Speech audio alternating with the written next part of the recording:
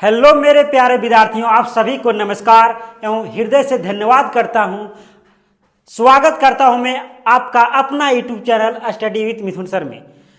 अपने वादे के मुताबिक, जैसा कि हमने वादा किया था कि इस चैनल पर लगातार आपको मैथ के इंपॉर्टेंट क्वेश्चन करवाए जाएंगे, तो आज से हम लोग शुरुआत करने जा रहे हैं और इस चैनल पर आपको चैप्टर बाय चैप्टर प्रश्न को सॉल्व करवाए जाएंगे।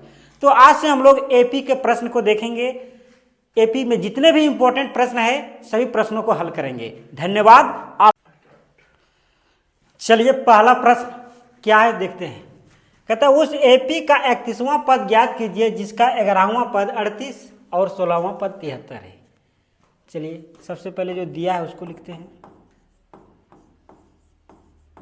क्या दिया है? उस एपी का 31वां पद ज्ञात कीजिए जिसका 11वां पद यानी ये 11 38 दिया है और 16वां पद यानी A16 73 दिया है। हमको निकालना क्या है? इसमें 31वां पद निकालना है यानी A31 का वैल्यू क्या होगा। चलिए आगे बढ़ते हैं। चूंकि हम लोगों के पास क्या है, A11 इक्वल टू 38 है। A11 को हम लोग क्या लिख सकते हैं? A plus 10D equal to 38। इसको मान लेते हैं इक्वेशन फर्स्ट। पुनः A16 यानी 16वां पद हमको दिया है 73। A16 को हम क्या लिख सकते हैं? A plus 15D equal to 73। Equation second हो गया। अब क्या करते हैं?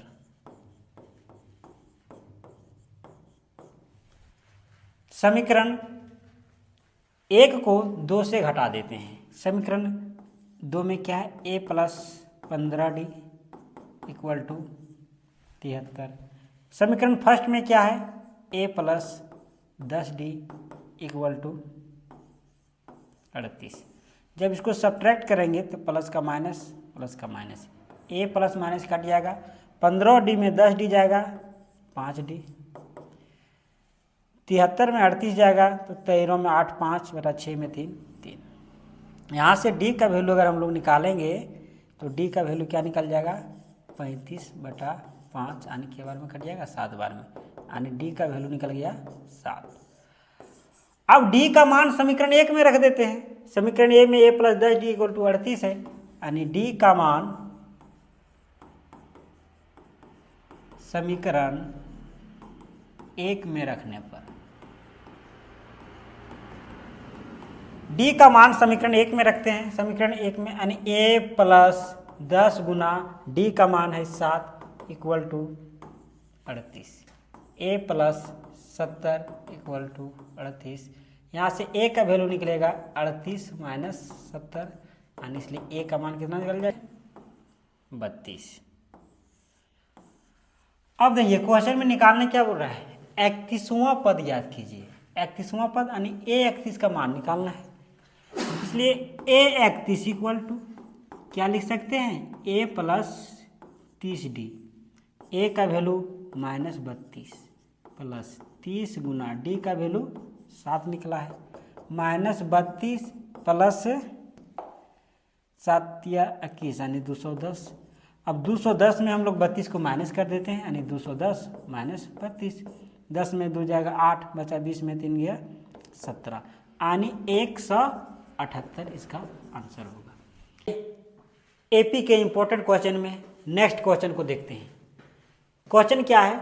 एक एपी में 50 पद है जिसका तीसरा पद 12 और अंतिम पद 106 है। ध्यान से देखेंगे क्वेश्चन को। क्या एपी में 50 पद है यानी टोटल नंबर ऑफ पद यानी एन का वैल्यू कितना दिया है? 50, जिसका तीसरा पद 12 है यानी A3 इक्वल टू 12। और अंतिम पद का मतलब क्या? टोटल 50 पद है यानी A50 का वैल्यू दिया है 106। ठीक है, तो हमको निकालना क्या? 29वां पद याद कीजिए। 29वां पद मतलब A29 का मान क्या होगा। चलिए सॉल्व करते हैं। क्योंकि सबसे पहले जो दिया है A3 इक्वल टू दिया है 12, A3 इक्वल टू 12 दिया है। A3 का वैल्यू हम लोग क्या लिख सकते हैं? A plus 12d sorry a plus 2d, a plus 2d equal to 12।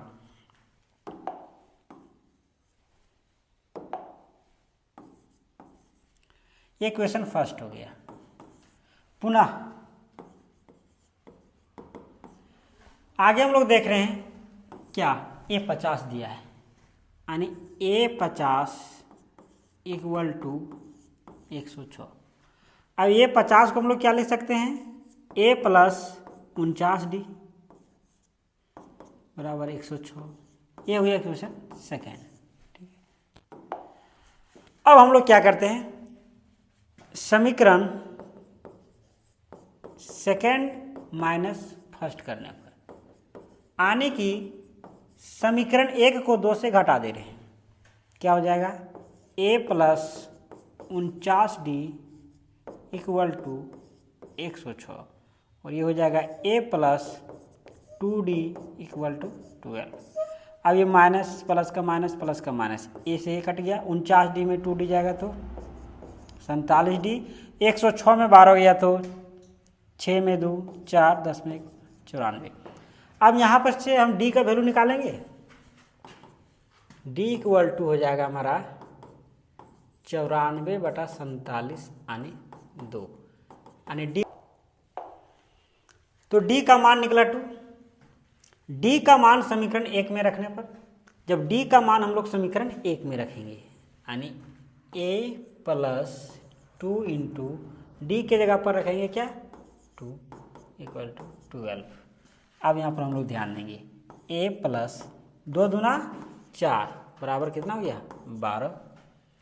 अब यहाँ से क्या देखेंगे, a का वैल्यू 12 माइनस 4 यानी कितना निकल गया 8, a का वैल्यू निकल गया 8। अब हम देखते हैं आगे निकालना क्या हमको, 29वां पद याद कीजिए, 29वां पद यानी कि a 29 का मान निकालना है, इसलिए ये 29 बराबर क्या हो जाएगा a प्लस 28d, और a का वैल्यू कितना है 8 प्लस 28 गुना d का वैल्यू कितना दिया है, d का वैल्यू निकला है 2, 8 प्लस 28 गुना 56 यानी कितना निकल गया 64। ये हुआ इसका आंसर। तो इस प्रकार के प्रश्न जेक बोर्ड में पूछे जाते हैं, आप लोग थोड़ा ध्यान दीजिएगा, ध्यान से पढ़िएगा, अच्छा मार्क्स लाइएगा। धन्यवाद।